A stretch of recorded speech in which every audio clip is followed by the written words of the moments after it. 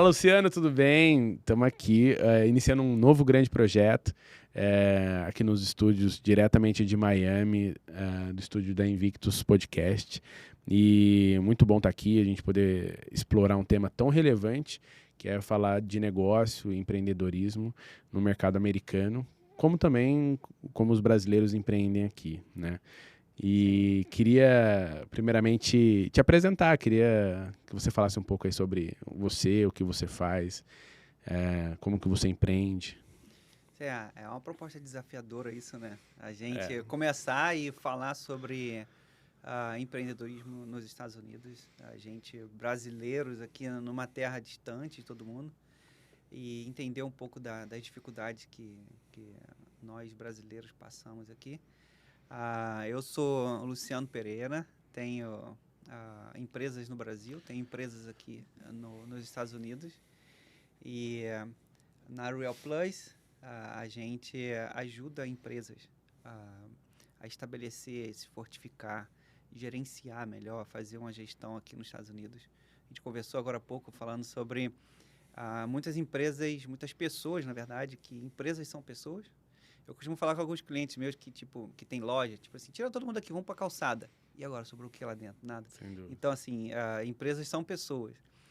E a gente diz que se não houvesse a Real Plus, se não houvesse a empresa como a minha, como a Real Plus, como a nossa equipe trabalha aqui para estar ajudando empreendedores, muita gente já teria ido embora. A gente vai estar desenvolvendo esse papo tema, aqui, né? esse tema aqui, vai falar de O diversas como, coisas. né? O como, Como que isso acontece, algumas experiências que a gente viveu aqui, que a gente ajudou bastante pessoas aqui a não desistir do sonho americano, a não desistir do sonho de ser próspero aqui nos Estados Unidos. E acreditem, de verdade, acreditem. São pequenos detalhes que mudam isso. Pequenas atitudes e ações que você precisa de fazer. Não é muita coisa, não é. Isso é interessante. São pequenas ações que você precisa de fazer para a sua vida ser diferente. E as pessoas deixam de fazer, sabe? É incrível isso. Tem diversos motivos para que isso aconteça, né? A gente vamos falar um pouquinho sobre isso. A gente falou agora no início aqui no nosso bate-papo, mas a gente tem que tomar pequenas atitudes, cara, que vai fazer toda a diferença na vida nos Estados Unidos, na vida empresarial aqui. É isso, vamos lá, vamos bater um papo, vamos desenvolver isso aí que eu acho que vai ser... E sem dúvida faz toda a diferença, né? Vou me apresentar também, porque possivelmente algumas pessoas também precisam conhecer um pouco do nosso trabalho. Sou Rafael Seixas, eu empreendo no Brasil, tenho uma empresa de gestão e assessoria de marketing e também operamos aqui nos Estados Unidos. Então a gente atua nesses dois mercados e muito de encontro com o que você falou, entender esse mercado e criar mecanismos para você conseguir se posicionar, conseguir levar sua marca para o cliente certo, de uma forma segmentada, estratégica, é o que a gente acaba fazendo e, consequentemente, gerando resultado em vendas. Até porque se uma empresa não vende, não faz sentido ela existir, né? Ela precisa desse mecanismo para ela ter corpo e conseguir gerenciar todo o processo. E a gente é especializado na área, sou formado técnico e eu criei a SXS exatamente por ver no mercado, tanto brasileiro quanto também no americano, a oportunidade de terem acesso a um ecossistema de soluções de marketing e tecnologia que funcionassem e não simplesmente fosse uma ferramenta qualquer, ou que todo mundo pode fazer, ou que até pessoas dentro de casa pode fazer. Mas indo muito além, entendendo a estrutura, o processo e como que usa as ferramentas na hora certa, no momento certo. Então, a gente consegue levar isso para os nossos clientes e, consequentemente, gerar os resultados desejados nos projetos. Top, vamos lá. Vamos embora. Vamos falar sobre isso aí. Eu acho que tem muita gente que vai estar interessado, vai né? estar interessado e vai tirar vários insights de tudo que a gente vai falar aqui. Com certeza. Porque é a realidade, né? É o campo de batalha que a gente chama, né? Não está necessariamente no livro, muitas dessas coisas, mas as técnicas sim, né? Mas é como que isso se aplica no mundo real, né? É isso aí. Um recado que eu queria dar aqui, que eu acho que é muito importante, por que existe esse podcast, né? Por que ele nasce agora, né? E eu acho que é muito legal compartilhar que esse é um movimento com uma iniciativa voltada para empreendedores, especialistas da área, que sejam brasileiros que empreendem ou querem empreender aqui nos Estados Unidos. Vai ser um espaço para a gente explorar, né? Isso. Experiências, trocas, que pode vir a enriquecer e ajudar muitos aí que estão nesse processo. Né? E de maneira natural, de maneira simples. Eu acho que isso é bem válido nos dias de hoje, né? Sem dúvida. A gente vê pessoas, assim, a gente vê muitas metodologias aí sendo oferecidas e trazendo muita informação, com muita técnica, com muita coisa que às vezes o empreendedor fica, eu não sei de nada disso que você está falando, Sem não. dúvida, Eu quero que funcione o negócio. Exatamente. Acho que a gente trazendo uma linguagem mais real, mais de vivência mesmo do mundo, eu acho que é bem interessante isso. Sem dúvida. Vai ser um prazer e vamos começar com esses conteúdos. Bora. E vamos começar aqui pelo primeiro tema. Das empresas que têm chegado até nós, os problemas assim que mais a gente consegue identificar, problema de fluxo de caixa, problemas de volumetria. O que é volumetria? O cara, eu tô há 5 anos crescendo e esse ano eu não cresci mais nada, não tô entendendo por quê. E o cara não identifica, tipo, o maquinário dele é limitado, ele não consegue produzir mais. Sim.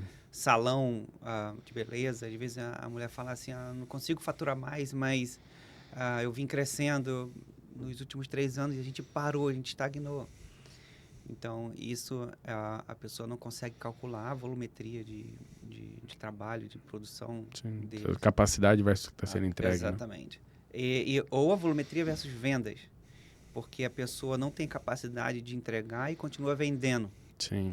Então, assim, já peguei cliente com problemas seríssimos disso. De, o cara com a venda super estourada e ele não consegue produzir aquilo e a gente tem que ajustar. Então, a volumetria versus vendas é um tema bem... Interessante.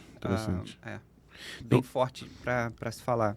No meu mercado isso tem muito de volumetria versus entrega, assim, a pessoa acaba tendo muito churn, né? Perde muito, não tem assim, qualidade. E o que tem muito hoje, tipo, o cara tem muito no mercado curso de vendas, vem aprender a vender e tipo, são técnicas reais. Sim. Como na SXS, a gente vamos colocar tráfego pago, vamos fazer uma imagem melhor, sim. Blá, blá, blá.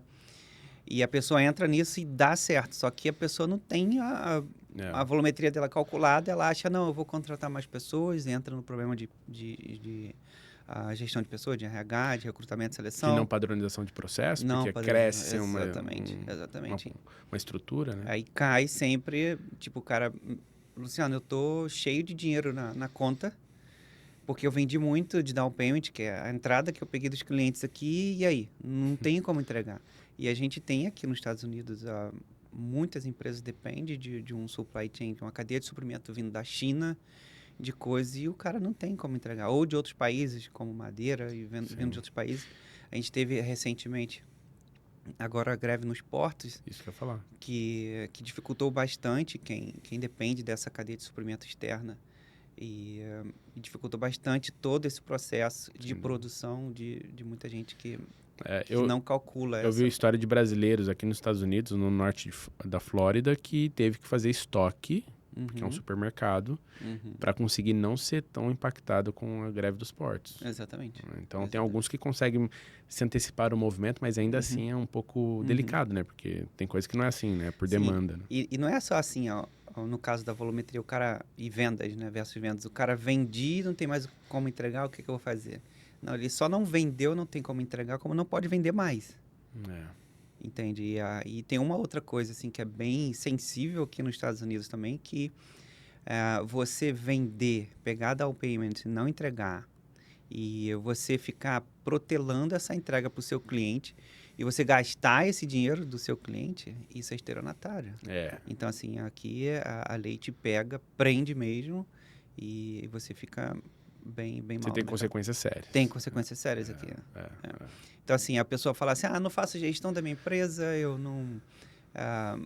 Deixa a onda me levar, né? Eu costumo contar o exemplo sempre, como contei ontem lá no cliente que a gente estava, do dentista. cara se forma em odontologia, ele quer ganhar dinheiro, na verdade ele aprende a ganhar dinheiro consertando o dente, mas daí um pouco ele precisa de um front desk, né? Uma secretária que está ali na frente do consultório, precisa de um auxiliar, precisa de um cleaning, uma pessoa para limpar o consultório, limpar o chão, o banheiro e tudo mais. Ele não se dá conta de que ele já está pagando salário, ele já está pagando contas, ele já tem um contador na empresa, né? Que ele já tem Sem alguém para dúvida. fazer o payroll, que são os salários. Ele já tem a contratação de pessoas, ele já fez isso. Então, ele acaba acumulando tudo nisso nele. E ele se vê uma hora perdido, porque caraca, eu não estou avaliando essa pessoa. Então, ele já tem todo aquele processo de RH. Até porque ele se formou em mexer em dente, né? Exatamente. Ele não foi para ser empresário, Não né? foi para ser empresário. E aí começa a acumular um monte de coisas dentro da empresa e ele que resolve fazer. E isso é um grande erro também. A gente começar a fazer coisas onde nós não somos especialistas ou profissionais naquilo. E aí a gente começa a comprar diversas coisas aleatórias, separadas uma das outras, e na verdade é um organismo, a empresa. É uma engrenagem onde está tudo conectado. Você vai contratar uma pessoa, peraí, deixa eu consultar o meu caixa, se eu posso contratar uma pessoa, mas quem manda no meu caixa são as vendas, se eu tenho uma boa venda, uma boa equipe comercial, mas espera aí, para eu vender eu tenho que ter a minha volumetria, eu tenho que saber a minha capacidade de produção, e espera aí, para eu produzir eu preciso de saber da minha cadeia de suprimentos se está tudo ok. Então assim, é uma engrenagem. E na tentativa de o empresário tentar fazer isso sozinho, ele contrata ferramentas separadas. Ele contrata uma ferramenta de contabilidade, ele contrata uma ferramenta de recursos humanos, sem integrar tudo isso. Isso se torna uma receita muito perigosa dentro das empresas. Sim. Até porque ele acaba vivendo uma vida de gestão da empresa reativa. É reativo, porque... E não é planejado de forma alguma. Exatamente. Ele está tentando fazer uma coisa que não é a especialidade dele. Sim. E quando ele vai... caraca, eu deixei de dar atenção para o que realmente me dá dinheiro, estou tentando fazer isso aqui de uma forma precária, e aí as coisas começam a trocar de papéis. Sem dúvida. E aí ele está tentando mexer no administrativo, que não é a especialidade dele, tentando fazer de uma forma que não é integrada, todas as fases, ou todas as equipes da empresa integrada, por menor que a empresa seja. Que a gente desenhou um consultório... Muda a proporção só, né? Mas exatamente, a lógica é a mesma, né? A gente desenhou aqui uma empresa pequena de odontologia, onde a gente falou de 4, 5 pessoas e criamos todos esses problemas que a gente acabou de falar, você imagina? Sem dúvida. Então, imagina isso numa empresa grande. Hoje a gente tem aqui contrato com empresas que têm 6 mil funcionários para poder administrar e tornar tudo isso, sabe? Eficiente, exatamente. Né? Todas as engrenagens conectadas é um desafio muito grande. Então, assim, desde a pequena empresa, do pequeno empreendedor para o grande empreendedor, aquele framework, aquele padrão de gestão e administração das empresas existe. Né? O que eu percebo nisso que você falou, que eu acho que é preciso demais, é muito da mentalidade, né? Porque mentalidade, total. As pessoas não entendem quando elas passam a empreender, e aí eu falo isso, pode ser para a pessoa autônoma, que é aquela pessoa que ela acaba fazendo por ela mesma, não precisa muito de suporte de terceiros, ou até mesmo uma grande empresa no sentido de estruturação, mas ambas passam pelo mesmo processo de organização, de entender caixa, de separar contas, né? De ter conta pessoa física, pessoa jurídica. Então são desafios que precisam ser entendidos como negócio. Sim. Mesmo que é um pequeno empresário, mas ele tem que ter essa mentalidade, senão ele não consegue fazer o negócio crescer. Exatamente. Né? Ele vai achar que ele é um funcionário do negócio dele e não é bem assim. Não. Tanto é que existem nomes separados para o dinheiro que se ganha. O dono da empresa, ele não tem salário, é um prolabore. Por que tem nome diferente, sabe? Sim. Então, assim, as pessoas precisam de entender. Não, eu não sou o melhor funcionário da minha empresa, não. É isso aí. Eu sou o cara que eu tenho uma visão macro desse negócio aqui, onde eu coloco pessoas para executar uma visão que eu tive. É isso aí. E aí a gente começa a tratar missão, visão e valores da empresa. Já é uma coisa, já começa a expandir, assim. Não, na verdade, não expandir, a gente já começa a olhar micro na empresa. Sim. Expandindo, lógico, o conhecimento. A visão, né? Aprofundando. Exatamente. A gente expande no conhecimento da empresa, mas você começa a olhar micro detalhes dentro da empresa. A gente começa missão, visão e valores. Por que você tem isso, sabe? Sim. Onde você quer chegar? Eu costumo falar que o colaborador mais caro é o empresário na sua empresa, porque o Prolabore normalmente ele representa muito em determinado momento da empresa, né? Uhum. Mas é também porque ele tem uma grande responsabilidade nesse ecossistema todo. Sim. E ele precisa estar preparado para isso ou com assessorias e parceiros certo para isso, né? Uhum. Não dá para ele querer levar isso sozinho. E muitas das vezes num país desconhecido, né? Aham. Que são brasileiros, no caso, empreendendo nos Estados Unidos. E assim, como você falou, a gestão, ela é muito pessoal, porque cada pessoa tem um pensamento, tem uma criação, uma cultura diferente. No Brasil, a gente tem multiculturas, onde a gente vem para cá e a gente começa a fazer de acordo com o que a gente tem na nossa cabeça. Eu tenho clientes aqui que são extremamente agressivos, eu tenho clientes que são extremamente conservadores. Eu tenho cliente que fala assim, cara, só me avisa a distância que eu tô do abismo, assim, quando que eu vou cair? Se eu for cair, se eu tenho que botar o paraquedas, sabe? O que é isso? É tipo, o cara, todo o dinheiro que ele recebe da empresa, ele reinjeta na empresa e vamos alavancar. Porque ele tem um objetivo, ele quer dar um branding para a empresa, que a SGS até ajuda nisso, você crescer. Então, assim, você precisa de saber o porquê que você tem essa empresa, para que você tem essa empresa, qual a sua missão, qual o seu valor, quais são a missão, visão, na verdade, quais são os valores que você não corrompe para poder você chegar até onde você quer chegar. Então, esse cliente que é muito agressivo, ele reinveste todo o dinheiro na empresa. Mas tem um cliente que ele fala assim, não, cara, eu tô aqui para criar essa empresa para minha família. Então, é um cliente que a gente já vai ter que cuidar de uma outra maneira. Como você falou, é interno da pessoa. A gente tem que entender e cuidar da empresa, assim, de uma forma bem... adaptada e personalizada para cada necessidade, né? Exatamente. A gente no marketing, né? A gente como empresa de gestão e assessoria de marketing, a gente entende muito dessa forma também. Porque cada negócio depende do dono, da visão do dono, né? Da onde quer chegar, os objetivos. E isso tudo pode mudar o jogo de forma bem completa, assim.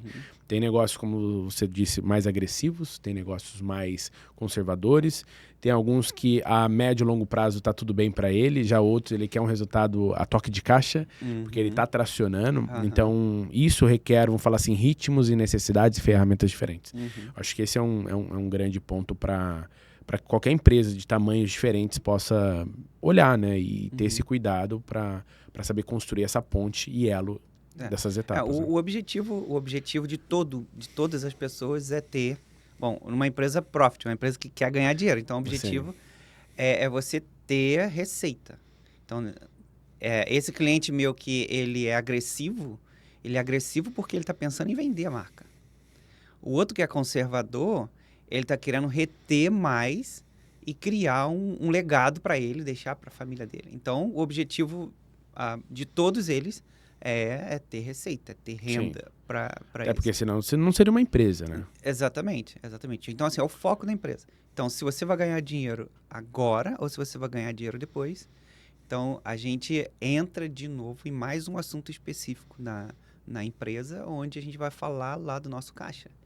Do nosso fluxo de caixa. Vamos analisar como que está a nossa... Além de falar de tudo aquilo de vendas, sabe? De volumetria, nossa capacidade de produção, de a gente falar de mercado, nossa cadeia de suprimento. Então, dentro dessa gama de informação toda, a gente começa a entrar e tomar conta das finanças da empresa. E é interessante, assim, tem alguns clientes que são bem... agressivos, assim, na receita. A gente tem clientes aqui, tipo... Tem um cliente que eu peguei de um outro estado, aqui não aqui da Flórida. O cara fatura 4 milhões de dólares com 3 pessoas. Então, assim, para uma empresa bem pequena, bem enxuta dele. E quando a gente começou o trabalho com ele bem empolgado com tudo, a gente falou, cara, vamos ver as suas planilhas financeiras, vamos ajustar. Ele, não tem planilha financeira.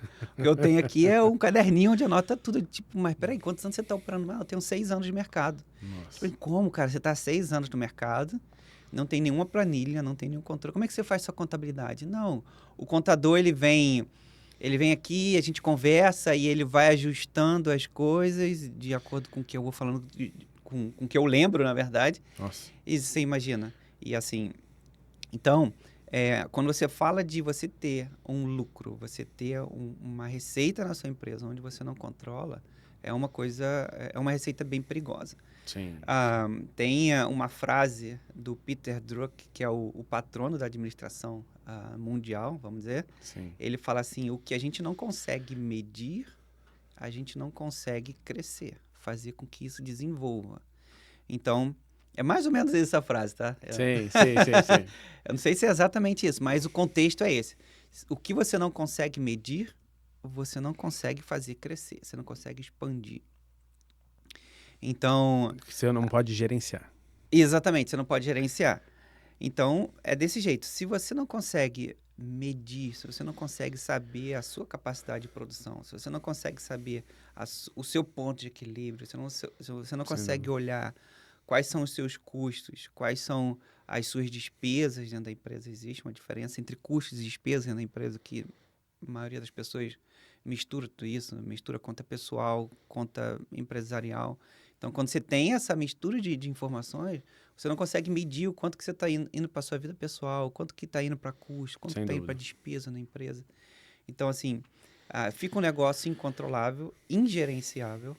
Não sei se essa palavra existe, eu acho que sim. Existe. Não, e é muito difícil, porque se você parar para pensar, quanto mais vender, maior o risco de consequências graves, ainda mais num país onde o âmbito fiscal é extremamente sério. Então, uma pessoa que vende, mas ela não gerencia, realmente é extremamente preocupante. Até para... A exigência de... Tem algumas pessoas que me procuram aqui para fazer internacionalização de empresa. Eu quero levar meu produto que eu fabrico no Brasil, eu tenho fábrica de roupa, eu tenho fábrica de produtos... de plástico no Brasil, o cara quer trazer uma garrafa, quer trazer um tapete para vender aqui nos Estados Unidos. Ok, quando ele traz para o controle de qualidade aqui, não passa. E tem algumas coisas que aqui nos Estados Unidos, o comércio, além de tudo isso que a gente falou de administração, o comércio, a parte não fiscal, vamos dizer, a questão de qualidade é bem restrita. Porque aqui você comprou uma coisa, você não gostou, você volta na loja e devolve. No mesmo dia ou 7 dias. A engenharia reversa aqui é gigante, né? Tem coisa que você pode devolver com meses aqui, dependendo do produto, entende? Alguns anos atrás, você poderia devolver uma televisão como essa aqui, tipo, com 2 anos. É a loucura isso. Então, se você não tem... Tem que se tornar o valor para o cliente. Tem que se tornar o valor. Imagina o controle de caixa dessas empresas. Exatamente. Então, se você entra no negócio, ou você presta mesmo serviço. Sim. O cara fala assim, não gostei. Você vai no restaurante e não gosta da comida, tipo assim, cara, eu não gostei dessa comida. O garçom vai falar assim, tá bom, não precisa pagar.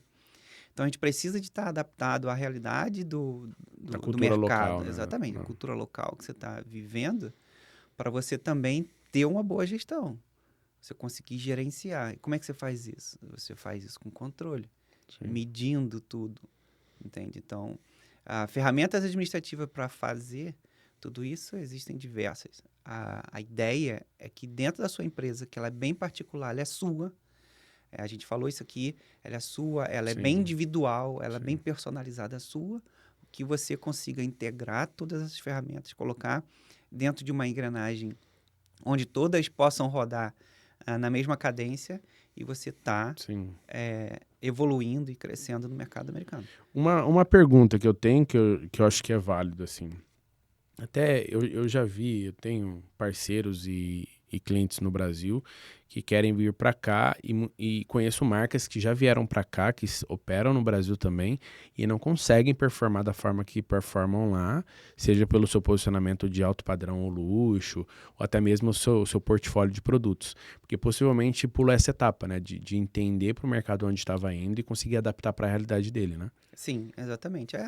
No Brasil... Às vezes, o brasileiro ou o mercado brasileiro, o consumidor brasileiro, tipo assim, putz, comprei um negócio errado, deixa quieto. E a pessoa fica com aquele prejuízo? Não, ela quer devolver.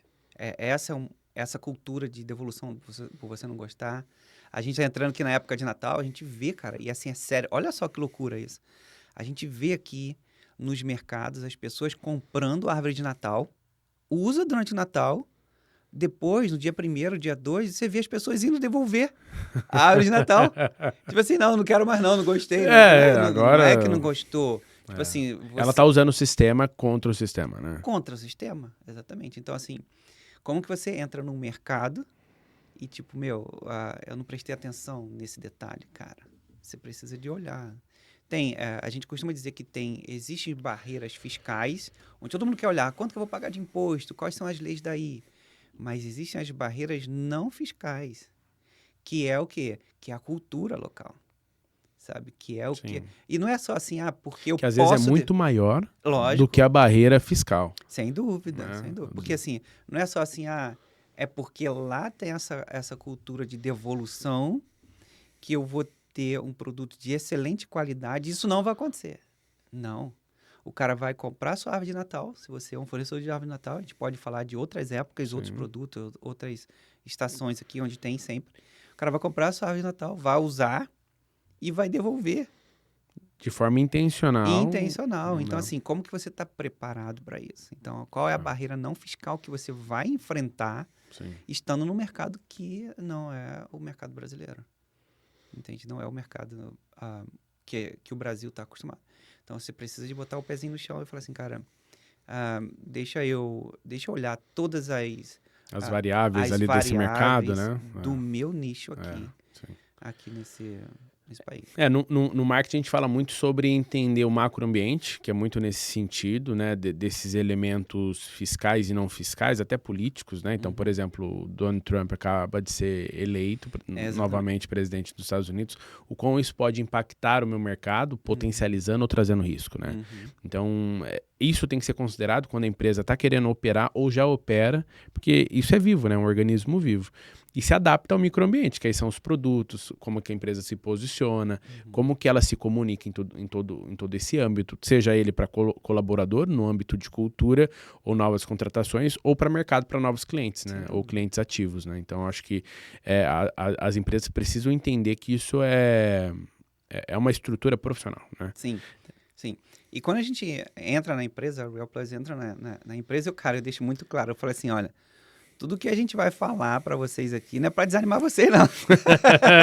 é para te trazer uma realidade que a gente vai enfrentar. É isso aí. Na verdade, é para você ficar feliz e você saber onde você está pisando, né? Imagina você entra num campo minado e aquele crack.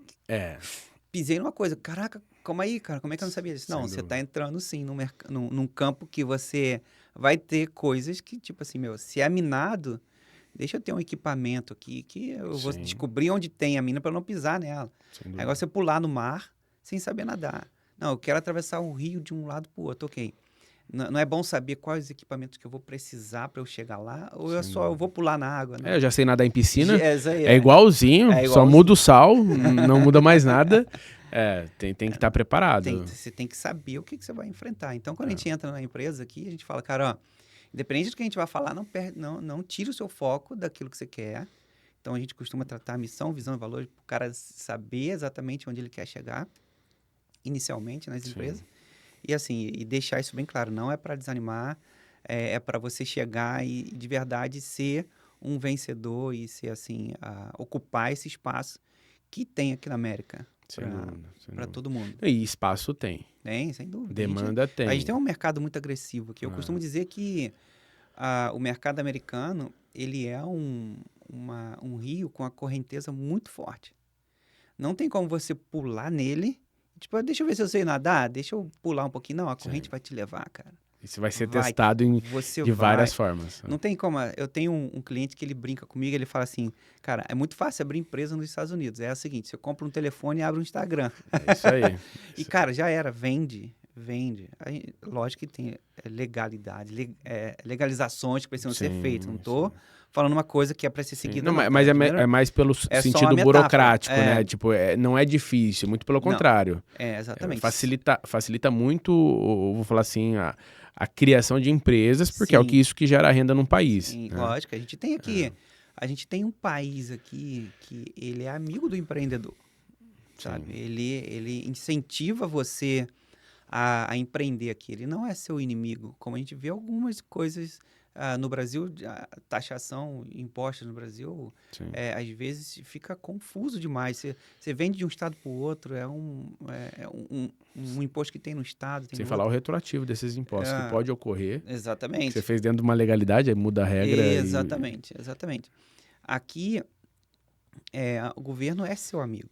Ele quer ser o seu parceiro, mas ele também quer que você faça as coisas da maneira correta. Entende?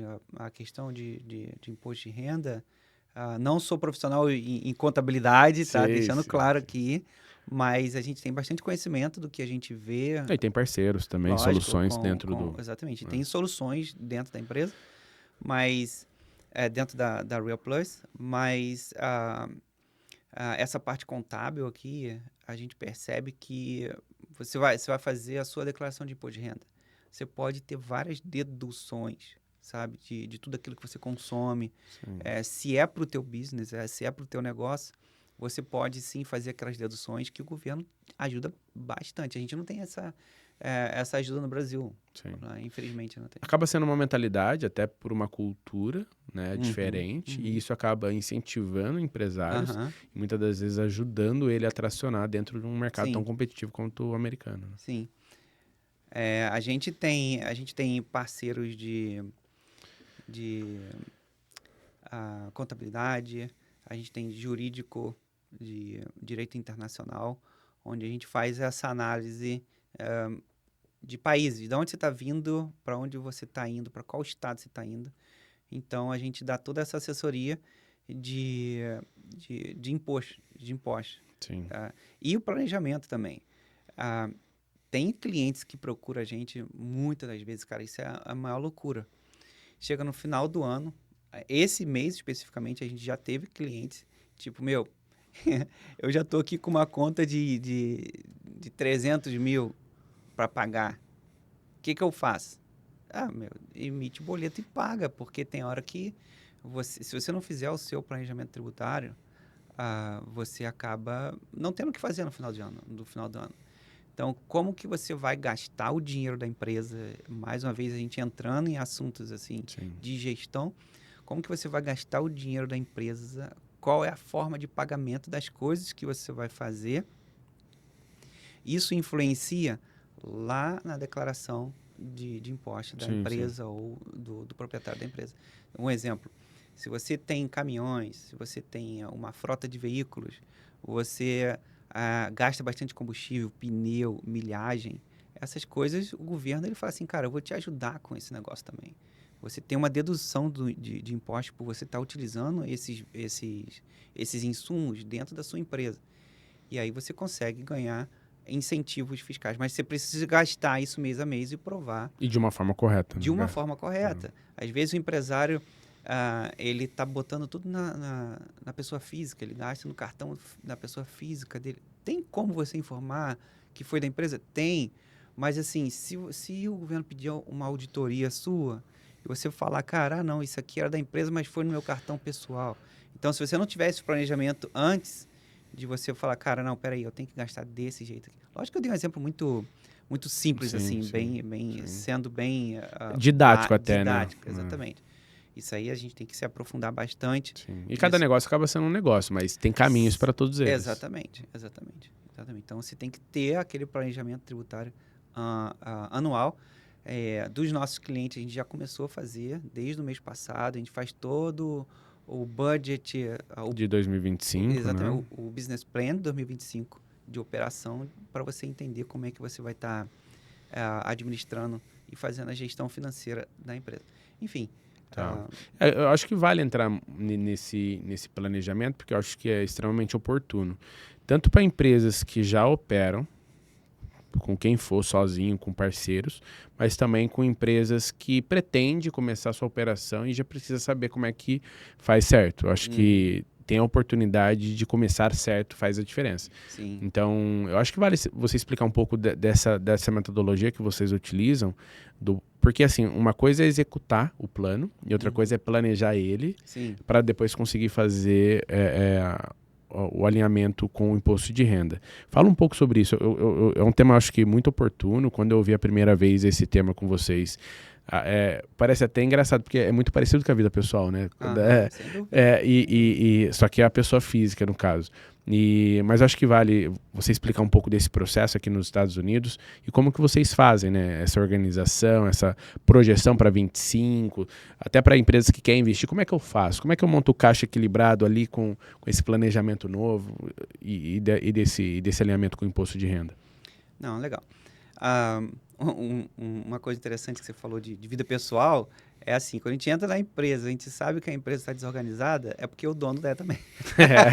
A empresa literalmente é reflexo do dono. É o reflexo do dono. Então, assim, a gente vê aquele negócio bagunçado, a gente sabe que a vida do cara tá um pouquinho enrolada, então a gente acaba tendo que ajustar as duas coisas, a vida física e a vida empresarial do cara.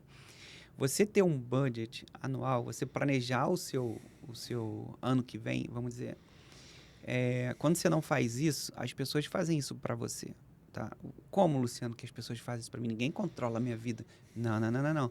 Ok, você não tem o dinheiro para comprar um carro à vista, o que você faz? Financia. Um leasing aqui nos Estados Unidos. Faz um leasing ou financia pelo seu banco, blá, blá. Ok. O cara fez plano para você. Entende? O cara falou assim... Com os benefícios que cabe a ele lógico. E não necessariamente para você. O cara falou assim, ó, durante 36 meses você vai me pagar. O cara, ele planejou o seu futuro. Ele falou assim, ó, durante 36 meses vai sair do seu bolso pro meu, para você ter um bem que era meu. Nesse valor. Com essa taxa. Exatamente. Então, assim, dentro do planejamento fiscal, você precisa de colocar esse custo, tá, desse carro, se é que ele é usado na empresa, dentro do budget. Então, assim, como é que a gente faz o budget de 2025? A gente pega todas as despesas, todos os custos e a gente acha qual que é os gastos da empresa mensalmente. Assim, eu estou sendo muito... Sucinto, né? Exatamente. Bem, bem simples. E aí a gente chega... Cara, se os seus gastos hoje tá aqui... Em janeiro vai mudar alguma coisa? Você tem um leasing aí do seu escritório de tantos meses? Então, a gente vai pegar aquilo e trazer para o ano inteiro de 2025, de todas as coisas que você já assumiu, que você tem como um custo, como um gasto fixo mensal. E aí, você vai saber o quanto que você vai gastar mensalmente. Um exemplo que a gente chegou à conclusão de que você tem um gasto mensal de $30 mil a cada mês. Se você tem um gasto mensal, você já assumiu esse compromisso de $30 mil mês, aí você vai olhar para o seu planejamento, não, peraí, cara, então, o quanto que eu tenho que vender cada mês? Eu não posso vender menos que $30 mil. Não, e sem falar que ainda tem a margem, né? Porque... Não, sem mais, peraí, a gente tá falando só do que você já assumiu. Sim. De leasing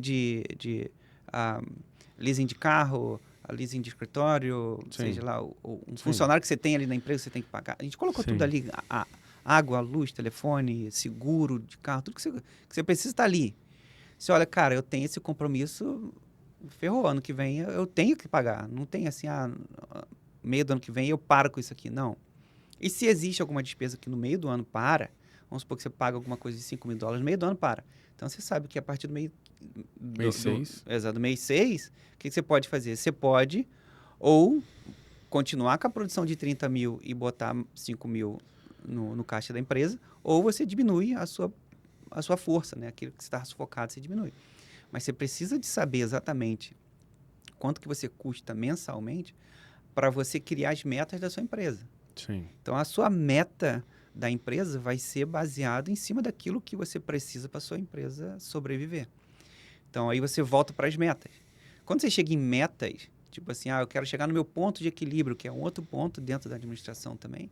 Qual que é o meu ponto de equilíbrio? Eu zerar minhas contas.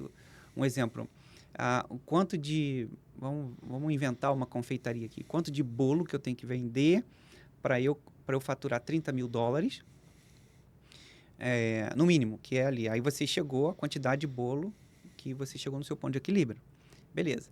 Se você vai faturar $30 mil por mês, quanto é que você já vai pagar de imposto de renda? Entende? Então, assim, você já achou a sua alíquota, você já achou o seu range ali de imposto de renda, e que vai ser 30 vezes 12, você já achou o seu range do imposto de renda. Maravilha. Como que você vai criar as suas deduções? Tá? Dentro desses 30 mil dólares mensais, o que é custo, né? Despesa. O que é custo? O que vai direto para a sua produção, sabe? Então, você precisa de saber o que é custo de produção, que dentro desses custos você vai ter o incentivo. Que no caso do bolo pode ser a farinha, os ingredientes, né? Exatamente. Então, você precisa de fazer o seu budget anual, você precisa de identificar quais são as suas contas mensais até o final do ano, você se planejar com as suas metas, identificar o seu range de imposto de renda e dentro daquilo identificar o que são os seus custos e daí fazer o planejamento de taxas do governo. Perfeito. Então, assim, é um desenho. É uma antecipação. É uma antecipação. É um movimento estratégico de antecipação do seu negócio. E vivo, você precisa de estar de olho nele todos os meses. Cara, peraí, não bati a meta. O que eu vou fazer? Você vai ter que dissolver o que você não bateu para os próximos meses. Se a meta era 30 e você não bateu a meta, ou seja, ficou 5 mil do mês de janeiro, ok, divide 5 mil por 11 agora e injeta nos outros meses. Sim. Entende?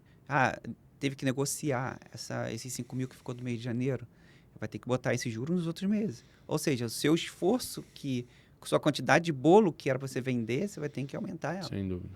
Então, isso, fazendo um paralelo de marketing, me lembra muito a sazonalidade de mercado. Porque pode ter dentro do seu mercado um mês que você não performa tão bem, mas é um mês muito bom para o seu negócio. Exatamente. Isso assim, dentro do budget, a gente não olha só os gastos da empresa. A gente acaba tendo que ir lá para as metas e se você já não é uma empresa nova, se já tem histórico, você analisa o período sazonal dessa empresa. Quando que essa empresa vende, quando que não. Um exemplo, a fábrica de bolo, que a gente acabou de inventar ela agora, com certeza, vamos dizer, perto das festas juninas, né? Ela vai subir... Das festas de Natal. Natal, Ano Novo, festa junina no meio do ano. Algumas comemorações vai ter uma oscilação do que aquele cafezinho diário. Sem dúvida. Tem até mercados paralelos, por exemplo. Às vezes fazer parcerias com cerimonialistas, pessoas do meio que têm uma demanda recorrente, apesar de ser fora da sazonalidade de varejo, de mercado, pode trazer esse equilíbrio, né? Para a gente não depender só do cliente final, daquela pessoa que compra um bolo esporadicamente e foca em profissionais que têm ali a necessidade de um bolo quase que diariamente para os seus eventos, né? É isso aí. Então, eu costumo dizer... É bem clichê esse exemplo que eu vou dar. Com certeza, muita gente já ouviu. Mas, assim, dentro da empresa, a gente precisa de ter 3 formas de income, 3 formas de receita, de dinheiro entrando na empresa. Que a gente costuma dizer que é a forma que é a maçã. Não, perdão, começa pela salsa, começa depois o arroz e depois a maçã. O que significa isso? Salsa, se hoje a gente pegar essas 3 sementes de salsa, arroz e maçã e plantar essas 3 sementes hoje, ela tem prazo para nascer. Um exemplo, a salsa, com um mês, você vai ver aquele brotinho de salsa, aquelas folhinhas verdinhas e você precisa comer em um mês. Se você não comer a salsa em um mês, ela vai ficar amarela e morre. Aquela hortaliça, ela morre. O arroz, ele tem... a safra do arroz é anual. Quando você planta aquele arrozinho, só vai nascer em um ano. Então, você precisa... Se você quer comer arroz o ano inteiro, você vai ter que criar seções de arroz. Um exemplo, em janeiro você plantou... cadência, né? Um exemplo. Em janeiro você plantou o arroz. Em janeiro você planta outro arroz. Todo mês você vai plantar porque você vai comer todo mês. Sem dúvida. Entende? Daqui a um ano, todo mês vai começar a surgir. Se você não plantar hoje, daqui a um ano você não tem ele. Ou se você plantar só em janeiro, você só vai comer arroz em janeiro. E você também tem a maçã. O que é a maçã? A maçã, ela só dá a primeira fruto. A primeira safra da maçã, ela só dá com 6 anos. Então, assim, o que são essas 3 formas de income dentro da empresa? Você precisa de ter aquele dinheiro recorrente que é mensal. Aquele seu cliente que ele está ali mensalmente te dando aquele dinheiro. Existe o arroz que que é a renda sazonal. Um exemplo, todo mês tem uma data comemorativa. Tem Dia dos Namorados, tem Natal, Ano Novo, tem festa junina, como eu falei. Sim. Então, você não vai vender uma árvore de Natal em agosto. Ou você não vai vender a árvore de Natal em julho. Sem dúvida. Ou seja, é o arroz de dezembro. É o arroz de dezembro. Você tem que ter aquele material natalino para o mês de dezembro ou novembro, para você vender aquele período ali. Então, você tem que se programar para cada mês você ter o seu arroz. A sua maçã, ela é a sua empresa. Eu costumo dizer que quando a sua empresa ela vai ganhando corpo, sabe? Ela vai ganhando, o tronco dela vai ficando bem rígido, bem sólido, estruturado. As né? suas raízes, elas estão crescendo, sabe? Para baixo, você está ficando bem forte no solo. A copa da sua árvore, ela está crescendo, sabe? E antes de dar o fruto, ela dá sombra. Só que tem uma particularidade da maçã, que quando ela começa a dar, você não come uma maçã.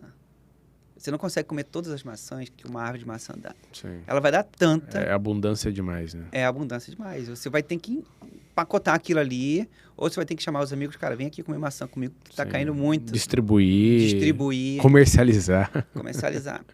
E nesse ponto da maçã, Rafael, tem uma coisa que eu levo para os empresários, que é o seguinte: essa parte cansa, cara. Essa parte, você tá ali alimentando a sua empresa, você tá colocando força, sabe? E tu fala assim, cara, meu Deus do céu, já tem 3 anos, esse negócio não me dá lucro. E às vezes o empresário, ele quer tratar aquele produto específico da empresa dele como que é uma maçã, como se fosse a salsa. Sim. E todo mês ele reclama, ele fala assim, putz, cara, isso aqui não me dá dinheiro nenhum. Isso aqui não me traz lucro nenhum, só que não é para dar lucro naquela época. Aquilo só vai dar lucro daqui a 6 anos. Ele está crescendo. Sim. Ele está ganhando saúde para crescer. Ele precisa classificar o que é salsa e o que é maçã. O que é salsa, o que é arroz, o que é maçã. Senão porque acontece, cara, tem muito tubarão no mercado que ele está olhando para sua empresa e ele sabe que a sua empresa está no 5º ano, cara. Ele está te olhando, ele está falando assim, pô, cara, esse negócio não te dá lucro, não te dá dinheiro nenhum há 5 anos. Me vende, cara. Cara, ou deixa eu entrar como sócio na sua empresa, que eu te garanto que daqui a 1 ano a gente vai estar bombando. A árvore já está com o tronco, cara. Exatamente. Com as folhas, né? Isso, e aí ele vem lá e traz um pouco de água. Ele vai lá e fala assim, cara, não, ó, eu vou fazer a tua empresa crescer. Não, cara, ele tá olhando para sua planta, ele já viu que tu já tá, sabe, grande no mercado e tu, pô, falta 1 ano para explodir. Sim. E aí o cara vem e te conquista.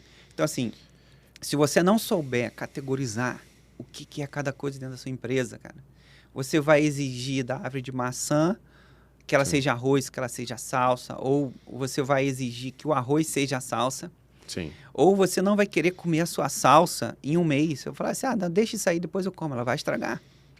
Então, assim, essa analogia dentro da empresa, a gente precisa de trazer, cara, e trazer o empresário para a realidade e falar assim, cara, vamos identificar o que é e vamos dar o valor exato para cada um, para você não entregar a sua árvore de maçã prestes a dar o fruto no tempo dela para alguém que vai chegar de fora olhando. Vamos ver que a sua empresa tem de verdade o arroz e você precisa sequenciar essa cadência. Você, como você falou, precisa de cadenciar essa plantação de todo mês você ter para você comer o mês inteiro. Sim. E a salsa, cara, é aquele alimento mensal. Tipo assim, você tem que plantar ela é igual o ano inteiro. E tem que ser, e tem que acontecer. Tem que ser, parece pequeno, mas faz a diferença. Exatamente. E quando você fala dessa analogia, você está falando do que, para conseguir traduzir isso para os empresários? Uhum. Você fala de produto, portfólio. O que você quer dizer quando o que é salsa, arroz, maçã nesse contexto de analogia? O que seria isso? Assim, seria não ficar preso a um portfólio específico, mas conseguir trazer também produtos de entrada? Explica um pouco melhor de uma forma mais palpável para servir seu produto. Vamos montar uma outra empresa agora, tá? Vamos falar foi umas 3 aqui, ó. Quem estiver assistindo. Isso, vamos falar de um salão de beleza, ou uma barbearia. O que é a salsa? É o corte de cabelo. O cara corta cabelo todo mês, ou por semana, ou dependendo do empresário, o cara corta cabelo toda semana. E aí, pra barbearia, o corte de cabelo é a salsa. Cara, o que é o arroz, meu? Numa barbearia ou num salão de beleza? É um produto que você vende. Tipo, cara, tem o produto que tem o cheiro da estação do outono. Aí tá lá um shampoo com cheiro de abóbora, sei lá. Tem muito isso aqui nos Estados Unidos. Você começa a vender umas limão. Coisas de limão. Nossa, exatamente. Você vem então, todo assim, canto. cada estação você vai ter um produto para você oferecer ali que vai ser o seu arroz dentro do salão. Agora, pô, o que é a maçã? A maçã é a estrutura da sua empresa. A sua empresa está crescendo, cara. Você começa a trazer organização, padronização, processos para a sua empresa. E você cria a sua empresa de uma forma, assim, rígida, sabe? Você está vendo, cara... O ponto de escala, o ponto de rede, exatamente. o ponto de franquia. Daqui a pouco você vira uma franquia, ou daqui a pouco o seu negócio, pô, já está valendo milhões. Para de vender só para os seus clientes, começa a comercializar em e-commerce, né? Exatamente. Então, assim, dentro da analogia que a gente fez, os 3 incomes é assim, você precisa de identificar exatamente o que é o mensal, o recorrente, vamos dizer. Sim. O que é sazonal, o que vai ter as suas estações próprias para vender e a estrutura que você está criando, aquele negócio, o branding, vamos dizer, Sim. o branding da empresa, vamos dizer que ela pode ser a maçã. Sem dúvida, sem dúvida. Bela explicação. Gostei bastante do... Tem mais dentro dessa analogia, assim, que é bem interessante. Que uma fruta, isso é bíblico, uma árvore frutífera nunca come do seu próprio fruto.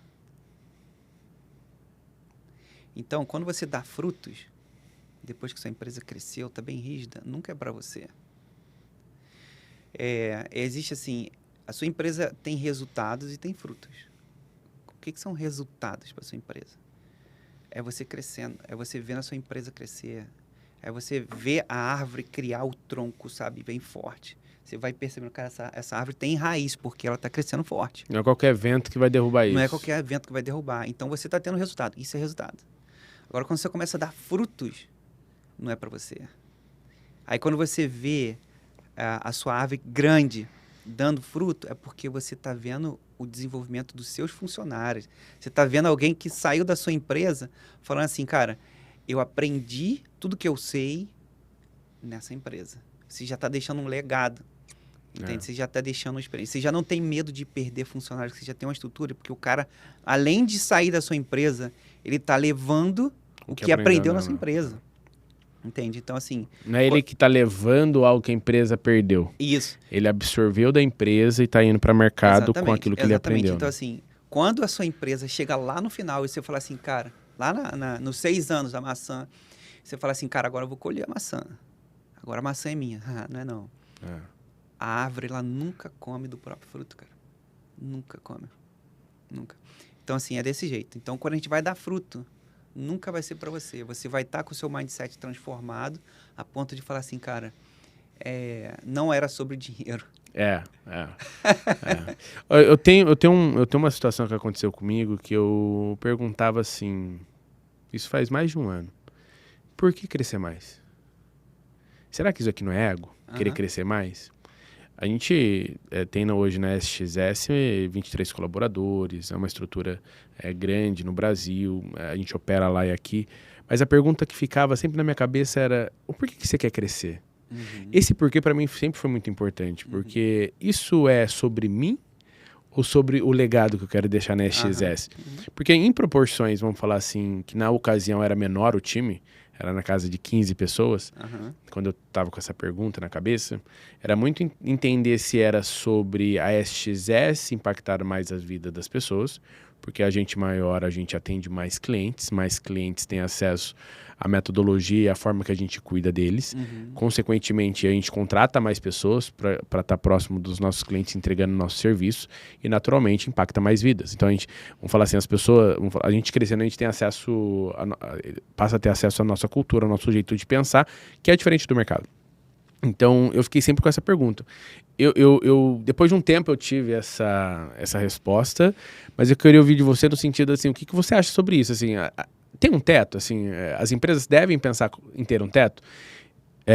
Depois disso eu aprendi frases que depois eu vou compartilhar aqui, mas eu queria ouvir de você o que você acha sobre isso, assim, muito dessa analogia de deixar legado, de impactar a vida das pessoas. Acho que isso justifica muitas coisas que às vezes o desafio de ser empresário exige, sabe? Porque chega uma hora que o dinheiro não fecha mais a conta.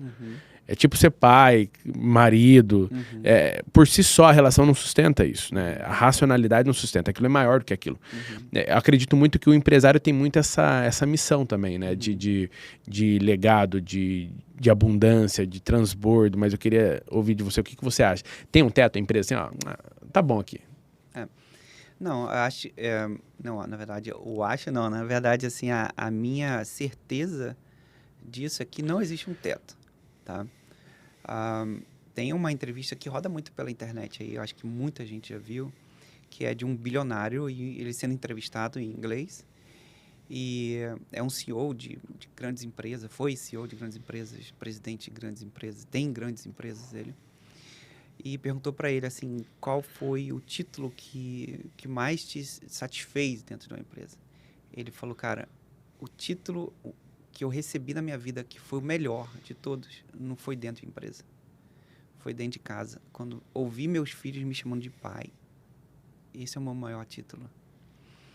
Então, qual é o limite de uma empresa crescer? Uma empresa, ela não atende clientes. A empresa, ela sustenta pessoas. Você tem, às vezes, o sonho de ter, cara, eu tenho 3.000 funcionários, 2.000 funcionários, 6.000 funcionários. E aí, mas você produz para quem? Você produz para famílias, cara. Você tem 6.000 funcionários querendo, cara, confiando em você e falar assim, cara, eu preciso de você para me sustentar. Para sair de onde eu tô, para ir pro próximo nível. Eu tenho um dos nossos colaboradores, teve um nenenzinho essa semana. Que legal. E, cara, o prazer de estar dentro de mim e falar assim, caraca, eu tenho a responsabilidade agora sobre uma criança que veio ao mundo. Então, assim, a fruta que eu quero dar, ela tem que ser mais doce. Sim. Ela tem que ser maior. Ela tem que ser uma fruta de Itu. Para quem não conhece, Itu é uma cidade do interior paulista, que tudo é grande lá, telefone, enfim. Até para quem quiser conhecer, ver na internet, é bem legal. Exatamente. Então, cara, eu quero frutificar dessa maneira. Minha fruta tem que ser grande para outras pessoas. E isso entra nesse contexto que você acabou de falar. Qual é o limite da minha empresa, cara? Quanto mais bondade você tem dentro do seu coração, quanto mais vontade você tem de ajudar outras pessoas, mais você prospera. Dentro da mesma analogia de árvore e natureza, e Bíblia também, toda árvore que dá fruto e começa a cair o fruto no chão, ninguém colhe. Olha que coisa interessante, meu.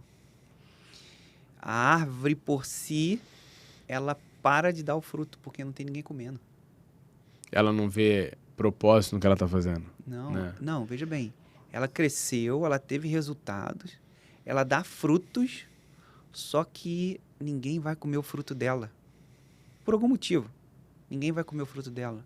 Ela para de dar fruto. Ela atingiu o crescimento máximo dela. Entende? Então, assim, para quem você está gerando fruto? Entende? Para quem você está gerando fruto? Se tem pessoas vindo até você, cara, saboreando o que sua empresa, o que o seu propósito tá sendo feito, aí tá o limite do seu crescimento. Você não faz nada para você. Então, a resposta não está em você. Não está em você nunca. Tá no mercado. Me corrija aí o nome do personagem, do Warren Buffett. Yeah. Ele fala o seguinte, o dinheiro só te satisfaz até você pagar suas contas. Depois, juntar dinheiro em banco não te dá prazer nenhum. Sim. E ele diz mais, ele fala assim, e ainda te dá dor de cabeça, porque o que você tem de gente procurando você que não tem um mínimo propósito de vida é muito grande. E vira um estresse. Então, o dinheiro ele só te dá prazer enquanto você paga suas necessidades. Sim. Suas necessidades. Não é luxo, suas necessidades. Depois disso, é embucho, cara. Então, assim, acredito limite do crescimento da sua empresa. Até onde você está abençoando pessoas. Vou falar uma coisa triste aqui, tá? Que é o seguinte, tem empresas que procuram a gente. Cara, eu tô enrolado, eu preciso de ajustar minhas contas, blá, blá. Ok, vamos lá, vamos trabalhar no seu financeiro. E assim, não tô falando de empresas pequenas, não. Empresas bem... Já tá dando fruto? Não, já tem... empresas bem estabelecidas, bem estabelecidas. A gente começa a tratar a empresa e daí o CEO, o dono, o fundador da empresa chega, cara, vamos parar. Mas por que? A gente tá entregando, a gente tá vendo. Ele fala assim, e esse é um dos motivos que a gente já viu, tá? Tem vários outros. Tá. Cara, vamos parar porque senão a minha esposa vai descobrir o que eu tô fazendo de errado. Isso é triste, cara. Isso é triste. Porque é uma empresa... São empresas, na verdade, que já criaram resultados, já tem árvores fortes, já dá fruto. Só que... e já está em problemas. E não quer sair do problema. O que está acontecendo? O dinheiro que ele tem, o fruto que ele está gerando, ninguém quer mais. E aí vai apodrecendo. Vai apodrecendo em volta da própria árvore. A ponta de árvore falar assim, eu não tenho mais por que dar fruto. Ou seja, está dentro desse cara já. Ele fala assim, não quero mais gestão, não. Porque senão alguém vai descobrir que eu estou errando. O que ele está querendo dizer para mim? Ele está falando assim, cara... Eu quero continuar errando. Eu quero continuar errando, mas ele está falando assim, eu vou parar de dar fruto aqui. Me basta isso que está me servindo. Eu não quero dar mais fruto mais para ninguém. E aí você começa a gerar um clima ruim, porque uma hora ou outra as pessoas descobrem o que você está fazendo e já não quer mais estar perto de você. E além de criar um clima ruim, você começa a atrair pessoas que fazem a mesma coisa. A frequência muda. Você vira uma plantação infrutífera, imagina. Sim. Onde tem um monte de árvore que ninguém quer chegar perto. Imagina uma plantação de espinheiro, Sim. Ninguém quer ir lá. Sim. Entende? E, assim, para encerrar essa analogia, uma árvore que não dá fruto, cara... Ela não está cumprindo o seu propósito. E né? Jesus condenou. Quando viu uma árvore, uma oliveira, cara, assim, cheia de folha, ele chegou lá, cadê o fruto? Não tem, corta. Você vai morrer. Seque hoje. E aí o cara seca, meu. Seca. Morre, acaba, não deixa legado nenhum, acabou. Esse é o limite de uma empresa, esse é o limite da... Eu acredito demais no servir, sabe? Porque, como fazendo analogias, você ter uma família, você tem que abrir mão de muita coisa. Sim. E escolher outras. Sim, sem dúvida. Não que seja ruim, mas você tem que estar com a maturidade alinhada, senão isso machuca ou você não entra na frequência certa. Ser empresário, seja homem ou mulher nessa posição, querendo ou não, você tem que se abdicar de coisas, você tem que fazer um posicionamento de servir, porque às vezes você vai ter que lidar com coisas que você não precisaria lidar, mas você está lidando porque você está construindo ali a sua plantação. Eu vejo muito isso, né? E às vezes na relação com clientes, né? Você acaba tendo que lidar com situações que você teoricamente não precisaria lidar na prestação de serviço, mas você acaba lidando porque também você está servindo e aí você tem que superar aquelas barreiras. Então eu vejo o papel do empreendedor com uma missão diferente, como é ser um pai ou uma mãe de família, com uma responsabilidade que às vezes assim, você sabe que o filho está errando, mas você está no processo de educá-lo e aí você vai achando formas para explicar para ele do que simplesmente ir, falar gritando ou bater. Então, eu sinto isso quando você olha para colaborador, quando você olha para cliente, quando você olha para o mercado como um todo, né, sendo empresário hoje, ou seja, num âmbito olhando para o governo, você tem que achar, vou falar assim, se adaptar como água no rio para ir se adaptando e conseguindo conduzir o que você quer construir, né? Uma coisa que vale ressaltar aqui, Rafa, que é o seguinte, empresário, ser empresário não é para qualquer pessoa. Se você tem essa personalidade de ser um empresário, cara, se considere uma pessoa escolhida por Deus para fazer isso. E isso é uma responsabilidade e um peso que você não pode deixá-la de lado. Entender que existe essa responsabilidade. Não é qualquer pessoa que fala, cara, eu vou abrir uma empresa, eu vou sustentar essa empresa aqui. Em determinados momentos você vai olhar e você fala assim, cara, Não sei o que eu tô fazendo da minha vida, não, pelo amor de Deus, pelos outros. Mas é o teu chamado de você estar falando assim, cara, peraí, existe responsabilidade nisso aqui. Eu acredito nisso aqui. Sem dúvida. Então, assim, não é para qualquer pessoa. Se você tem... você foi escolhido para isso, a gente tem o dever de fazer bem feito. Porque tem muita gente sobre a nossa tutela, vamos dizer assim. A nossa família. A nossa família, primeiramente. Os nossos colaboradores, a família desses colaboradores, né? Sim. Sim. Indiretamente, os nossos clientes e família desses clientes. Eu falo isso porque esse é um compromisso de serviço sério. Tem fornecedores hoje no mercado que não leva a sério, simplesmente foca em vender, não entrega, só que ele pode estar deixando de entregar para uma empresa que precisa de uma entrega fundamental, que está em risco a vida ou não do negócio. Sim. Então, o não fazer certo traz risco para todos os envolvidos ali, né? Traz, sem dúvida, sem dúvida. Não só risco, como, na verdade, além do risco, você está assim, disponível ali, vamos dizer, para poder ferir muita gente. Eu tenho, assim, experiências muito loucas. Conta tudo. Tem uma vez na minha empresa, no Brasil, cara, a gente sempre distribui cesta básica para os funcionários. No final do mês, a gente dá uma cesta básica como benefício da empresa. E teve uma vez que eu precisei de fazer uma viagem e não entregaram a cesta básica, era uma sexta-feira. E quando eu cheguei de viagem, tipo assim, eu cheguei já era, sei lá, 7 da noite. O pessoal já tinha ido embora e tudo mais. E aí, só que eu tava na empresa ainda. Eu tava lá finalizando a semana e um funcionário bateu a porta lá. Eu falei, ué, o que esse cara tá fazendo aqui? Eu fui lá receber ele. Ele, você tinha que entregar a cesta básica, não entregou hoje. Eu falei, caramba, não entregaram a cesta básica? Ele, não. E ele começou a falar alto comigo. Eu falei, cara, calma, vamos resolver. Não, porque essa hora onde eu preciso da cesta básica, se você não me der a cesta básica, eu vou te matar. E eu falei, cara, que isso? Por que esse cara tá falando isso? Mas se você fizer isso, você não recebe a cesta básica. Não, daí ele falou isso, deu as costas e foi embora. Eu falei, cara, que louco, meu. Eu fiquei assim. Daí eu fui pra casa, né? Cheguei em casa, contei pra minha esposa. Ela falou, você tá doido? O cara vai vir aqui em casa, eu não vou dormir. E o que eu faço? Ela começou a ficar nervosa. Eu falei, meu Deus do céu. Voltei pra empresa, liguei pro fornecedor de cesta básica. Eu falei, cara, eu vou ir buscar. Fui, peguei a cesta básica, levei lá na casa do cara. Tipo assim, correndo risco, né? Porque ele morava num lugar meio escuro, assim, estranho. Cheguei lá, chamei a esposa dele e falei, olha, o que aconteceu foi isso, sabe? O cara, seu esposo, falou isso. Ela, o quê? Chamou ele, quase que ela bateu nele na minha frente. Qualquer coisa você chama a esposa dele que ela resolve, né? Daí o cara ficou todo envergonhado, me pediu desculpa. Eu não sei se ele estava bêbado, sei lá, era sexta-feira à noite, ele fez aquilo. Mas essa situação me fez refletir bastante, cara. Assim, você nunca sabe a real necessidade de uma pessoa, sabe? E você fala assim, pô, o cara me ameaçou de morte por uma cesta básica, sabe?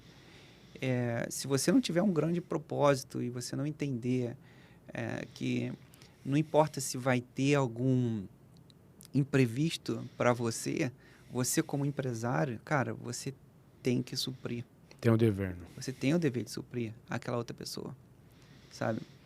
É lógico que esse funcionário, por ele ter feito isso, ele não continuou na empresa. Sim. Mas aquilo me deu um senso de responsabilidade bem grande, sabe? Eu falei, cara, eu preciso de mitigar esse erro na empresa. Eu não posso deixar que esse tipo de coisa aconteça de novo.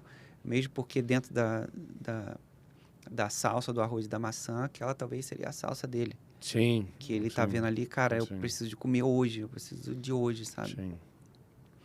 Então, assim, esse tipo de sentimento, esse tipo de situação, a gente como empreendedor, vem pra gente trazer a gente para esse mundo e falar assim, cara, essa é a sua missão, é a responsabilidade. São vidas que estão na sua mão, não importa se você foi negociar para poder fazer a empresa ter mais resultado, crescer ou promover, seja lá quem for. Não, você tem que cumprir os combinados, né? Esses combinados. É. E olha que era um benefício, né? Não era sim. um benefício que a empresa deu, além do que a gente já dava. Sim. É que eu acho que, como você mesmo disse, poderia ser a salsa dele. Poderia ser a salsa dele. No sentido de... Sem ele entender o que é, poderia ser a salsa dele. Ele esperava aquilo todo mês, que aquilo chegasse. Que era importante, enfim, para poder desfrutar com a família, né? Com a esposa. Então, assim, dentro de tudo isso que a gente está falando, a gente tem uma responsabilidade muito grande, além de ser só a empresa, cara. Sem dúvida. Sabe? De tipo, cara, não, além de achar que é só vender ou só gerenciar aquilo, não. A gente tem uma responsabilidade muito grande embaixo, cara. Sem dúvida. E é perigosa em você não cumprir.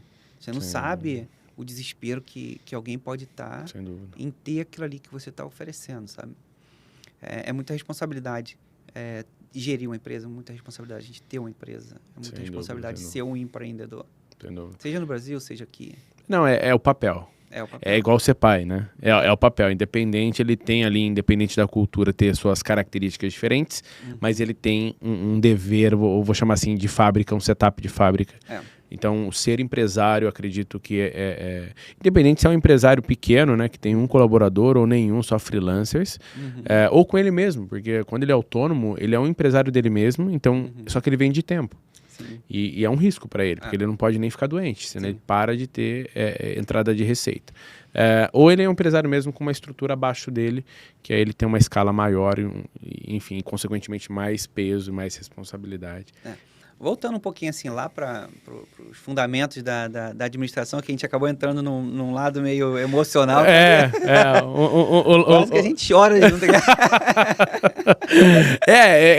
que é um lado que muitas das vezes não está no livro, né? Não está no livro. E isso é muito forte no dia a dia, né? Esse compromisso. Porque essa pergunta que eu te fiz, e obrigado pela resposta, não está em nenhum lugar. Não. Aonde que você deve parar? Qual que é o seu teto? Qual que é o teto do seu negócio? Eu conheço empresas hoje da minha área, que, nossa, tá ótimo se tivesse da forma que a gente tá hoje, mas para ela tá ótimo e tá tudo bem, mas pro que a gente visualiza e acredita, isso é o começo, não é o fim ou o teto. Então, e até para eu acho que compartilhar, que eu fiquei de compartilhar a frase, foram uma frase é mais forte, e aí eu acho que fez eu refletir bastante. O mais conhecido vence do melhor. Sim. Então, muitas das vezes você tá tudo bem onde você tá ali querendo até um pouco de preciosismo, mas o ponto você precisa levar para mais pessoas. Você precisa fazer esse negócio crescer. E tem uma outra muito conhecida também, e isso cabe em qualquer negócio, que quem não tá crescendo tá morrendo. Sim. Então, tem a inflação, tem alguns elementos aí, mas assim, na prática, se você não está vendendo, você está caindo. Então, é igual um avião. Se ele para de desligar a turbina, ele perde altitude. Então, uma empresa é muito nesse sentido. Então, pode ser um crescimento vertical, como se fosse um jato, ou pode ser um crescimento mais tranquilo, como se fosse um avião comercial, mas ambos estão crescendo. Então, acho que são duas frases que acabaram me norteando quando eu tive essas perguntas e para tomada de decisão, até de tomada de risco, né? Vale a pena? Faz sentido dar esse passo ou é só um passo sobre mim? Não, aí a gente entendeu, como você mesmo explicou aqui, que não é só sobre isso, né? Tem muito mais coisas envolvidas, né? Sim, não, a gente não falou de tamanho de empresa, a gente não falou de valores. Sim. A gente está falando um pouco de ferramentas administrativas, visões administrativas e um pouco do que envolve ser um empreendedor. Sim. Agora, a gente pode crescer isso por uma escala diferente, de falar de valores grandes. Quem tem um produto... Eu tenho clientes hoje que tem ticket médio de 6 milhões e 800. Ticket médio, um produto dele mínimo é 6 milhões e 800. Então, você fala assim, como que o cara vende isso? Para quem ele vende isso? Então, será que ele mexe com o quê? O mercado de luxo, sabe? A receita dele é grande, mas como é que ele está? Então, assim, voltando um pouco mais, assim, lá para aquelas coisas administrativas que a gente vê, Muita gente se encanta, às vezes, de falar, não, cara, meu faturamento tá 10 milhões, tá 100 milhões, tá 800 milhões de dólares. Ok, cara, mas qual que é o seu lucro, né? Qual que é a sua margem de contribuição? A gente começa a entrar em termos técnicos, assim, para entender como é que a empresa tá funcionando. E aí a gente começa a olhar as contas do cara. O cara tem um baita de um elefante branco, meu. Tipo assim, ele criou um império, ele tem, sei lá, 700 caminhões. Qual é o seu salário? Mas espera aí, esse é o salário do dono da empresa, isso aí?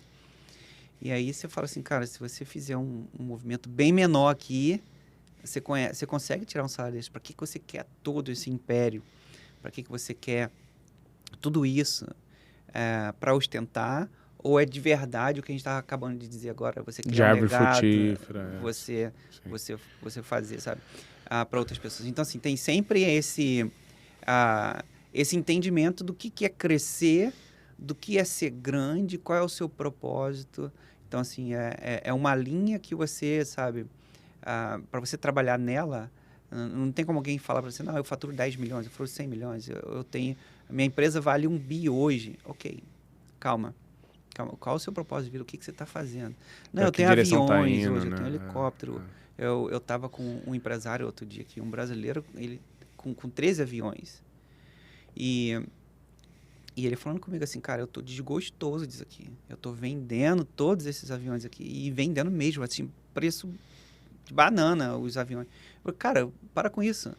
Por que você não vende a empresa com tudo isso? Essa, sim, foi uma experiência que eu tive que me deixou, cara, bem, assim, espantado naquela época, quando o cara falou isso para mim. Eu falei, cara, por que você não vende a empresa com esses aviões e funcionando a empresa? Já que você não quer dinheiro por dinheiro, você vai vender as aeronaves baratas desse jeito? Não, vende a empresa num pacote, vende mais barato. Aí ele falou assim, onde fica meu ego? O cara que comprar de mim, ele vai falar o quê de mim? Que eu sou um banana, que eu não consegui administrar minha empresa, que eu sou um fracassado. Sim. Não, eu prefiro vender esses aviões aí do jeito que tá, eu não quero mais esse troço. Desgostei desse ramo e ninguém falar nada de mim, eu vou estar andando com meu iate aí tranquilo e ninguém vai estar me olhando, aquele cara lá quebrou, aquele cara lá não aguentou a pressão. Aí você fica assim, tipo, cara, pensar que alguém está desfazendo da empresa, o que a gente estava falando da árvore, de você dar fruto, qual o pensamento, como que a pessoa tem esses cliques, como que a pessoa surta de tal maneira, e a única coisa que importa para ele é o ego, é o dele, sabe? Deixa eu defender o meu aqui. Então, dentro desse mercado de ter uma vida empresarial, a gente acaba encontrando situações bem esquisitas, estranhas como essa. Então, você fala assim, cresci, tenho tantos aviões, sabe? Meus aviões eu não uso tantos e estão aí fazendo, sei lá, frete, estão aí no mercado, rodando. Eu tenho iate, eu tenho helicóptero, eu tenho fazenda. Cara, como é que tá aí dentro? Sim. Sabe, como é que tá aí por que você tem isso? Sim. Por que você faz isso, sabe? E aí a gente volta lá pro início, sabe? De trazer o empresário e falar assim, cara, qual a sua missão, visão e os seus valores? Por que você tem essa empresa? Porque às vezes aquilo foi crescendo de uma forma sem orientação e virou um Frankenstein ali, sem pedaços iguais. E aí precisa dar um passinho para trás para revisitar essa essência, né?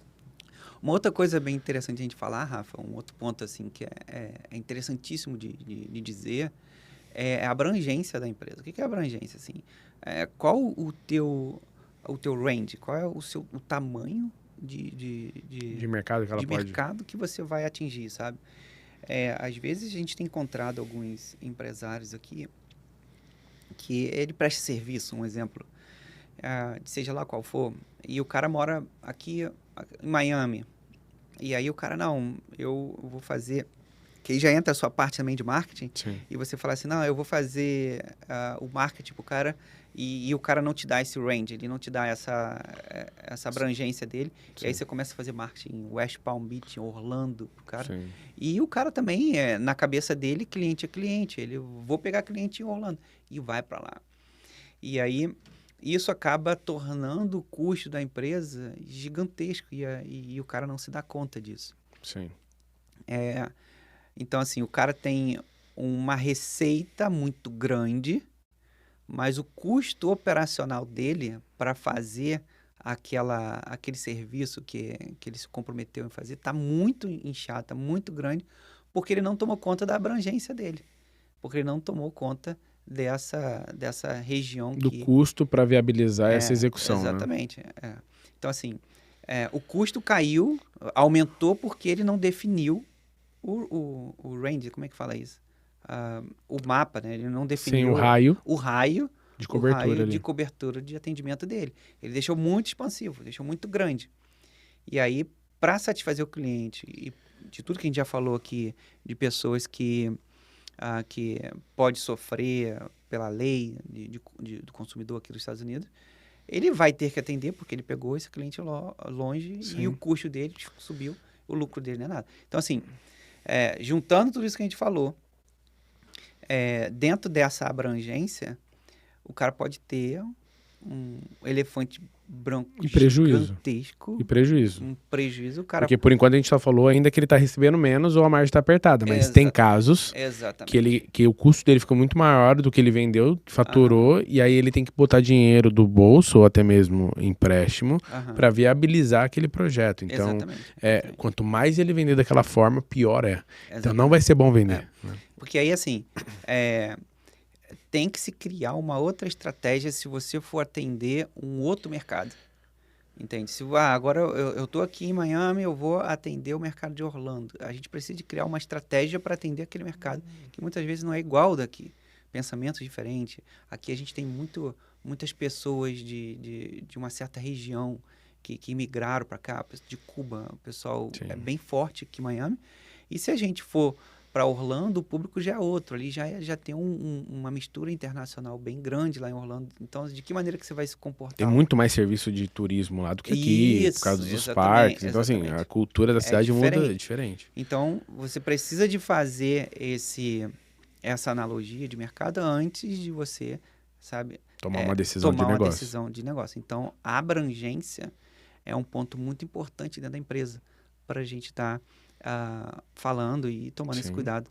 Até às vezes a abrangência não só pode ser um problema, como às vezes ela pode ser uma solução. Pode ser uma solução. Porque às vezes a pessoa está focando dentro de uma cobertura de uma região que está saturada ou de certa forma já atingiu o seu limite pelo potencial de negócio ali, e ir para outra região pode ser a salvação, do negócio. Né? Exatamente. Então, mas lembrando que tudo isso com planejamento. Com planejamento. Não é assim, eu vou crescer... Depois eu vejo o que eu faço. Depois eu vejo o que eu faço.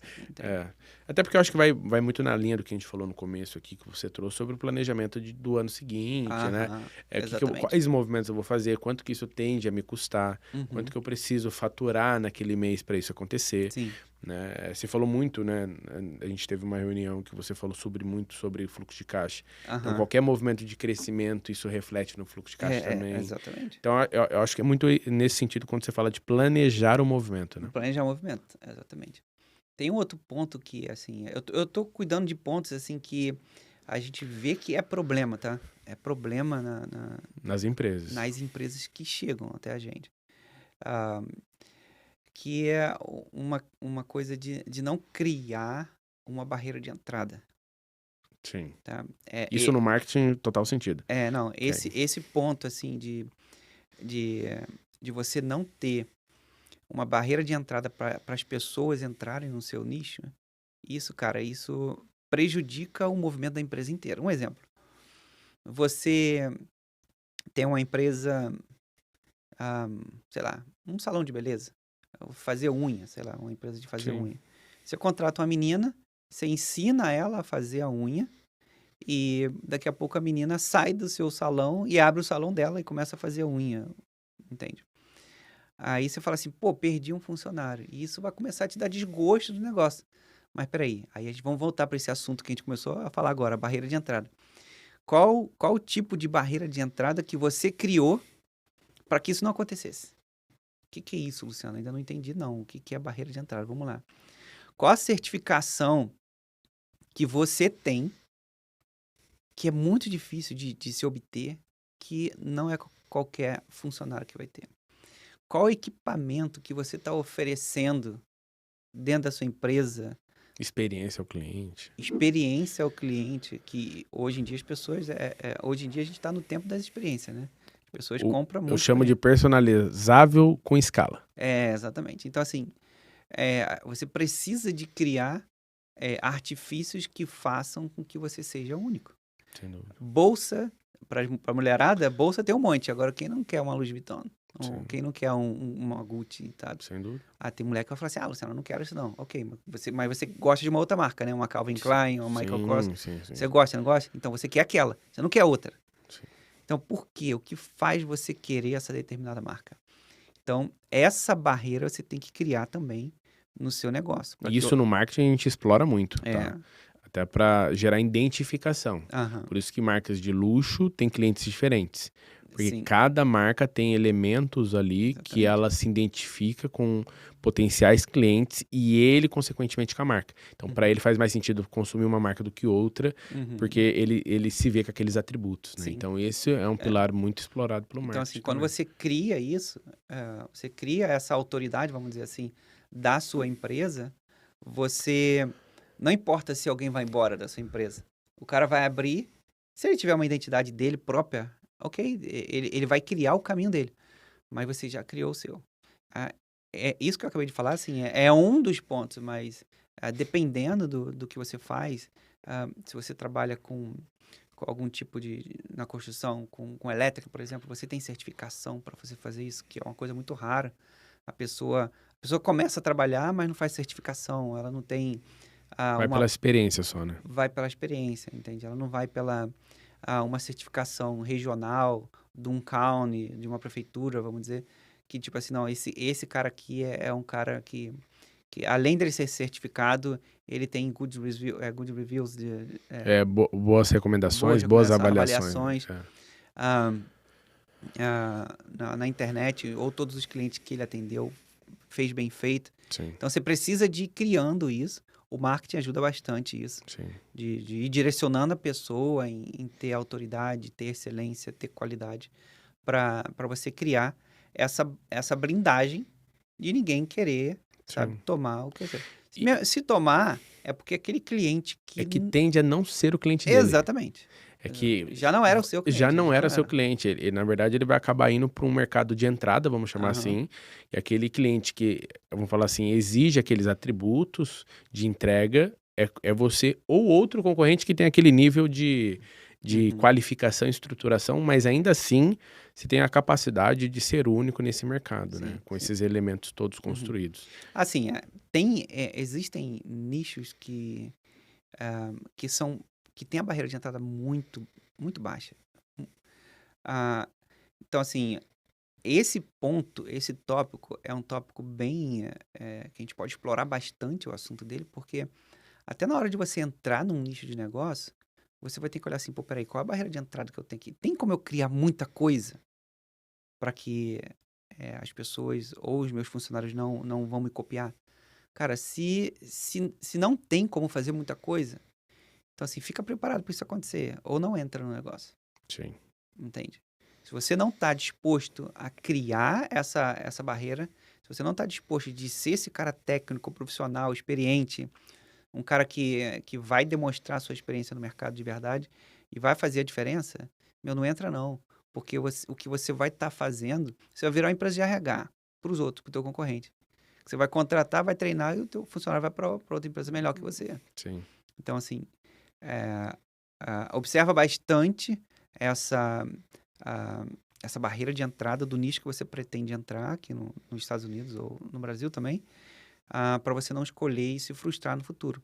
E a dor do planejamento, o tempo que você perde com planejamento, pode ter certeza que é bem menor e o prejuízo é bem menor ou quase zero, porque você começa a fazer e errar em planilha ao invés de errar no mundo real, do que você abrir uma empresa, você começar a empreender e depois ter que desfazer tudo aquilo. O prejuízo é bem maior. E eu nem chamo de perda, eu chamo isso de investimento, de tempo, de energia, de dinheiro, que isso naturalmente vai exigir investimento, mas isso sem dúvida, eu falo na curva de tempo, né? Você ganha muito, né? E ao ponto de você sair assim não do zero, mas de um ponto equivalente muitas das vezes do concorrente como referência. Então, faz todo sentido se organizar para isso, seja para empresas que estão começando ou empresas que já operam, e querem fazer um aumento de portfólio, ou até mesmo reposicionar a marca, enfim, é um ótimo caminho. E tem mecanismos para isso, né? A gente, no marketing, por exemplo, a gente utiliza muito cliente oculto, para você conseguir identificar nesses concorrentes essas oportunidades e diferenciais, para você conseguir entender dentro do seu mercado o que vai ser diferente daquele, né? E para empresas que operam, eu sempre falo, pergunta para o seu cliente. Cria mecanismo de NPS, pesquisa de satisfação, de feedback, para você ver quais são os pontos de oportunidade ou melhoria, né? E para negócios que têm recorrência, aqueles clientes que saem, pergunta para ele por que ele está saindo. Muitas das vezes ali tem a oportunidade de melhorar seu produto, ou até mesmo criar novos produtos e, consequentemente, ele naturalmente saiu porque encerrou aquele ciclo naquela jornada de compra, mas você tem a oportunidade de criar um outro produto para ele continuar comprando de vocês e aumentar o LTV, que é relacionado aí à lucratividade que esse cliente está no tempo que ele está contigo no seu faturamento. Então, tem alguns mecanismos hoje em mercado que dá para você utilizar sem ter essa necessidade de ser passivo. Deixa acontecer para depois você reagir, sabe? Eu acho que isso é oportuno para a gente também falar, como a gente já está explicando aqui. Olha, esse podcast foi o primeiro de muitos que estão por vir. Mas foi muito legal. Acredito que a gente conseguiu trocar muito de um tema não muito explorado, né?